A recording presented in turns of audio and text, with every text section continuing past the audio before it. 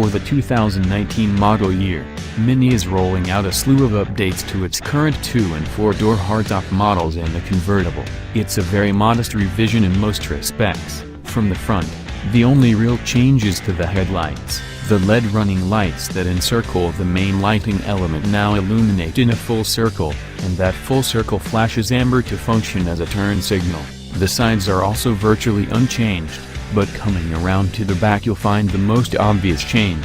No longer are the taillights simple rounded rectangles with circles inside. Now the lighting elements are fully LED and in the shape of the Union Jack, the British flag.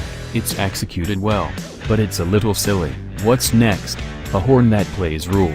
Britannia? How about appending the initials HMS ahead of the Cooper name? We kid, but we do worry a little about Mini focusing too much on kitschy British references. Other exterior updates include 3 new metallic colors called Emerald Grey, Starlight Blue, and Solaris Orange. They can be joined by the Piano Black package that swaps the chrome around the lights and grille for gloss black. The custom Mini Yours fender badges and lights that are made with 3D printing or laser engraving are also available. The interior is mostly unchanged. Bluetooth connectivity is now standard across the board, along with a 6.5-inch infotainment screen. There are new options, too. Both 2- and 4-door Mini hatches can be ordered with malt brown Chesterfield leather. Like the exterior, the interior has a piano black trim option. It adds gloss black trim throughout, along with a panel on the passenger side with a Union Jack motif. That motif has transparent sections that light up in the same color as the driver's selectable interior lighting. An updated 8.8-inch touchscreen infotainment system and wireless phone charging are also options.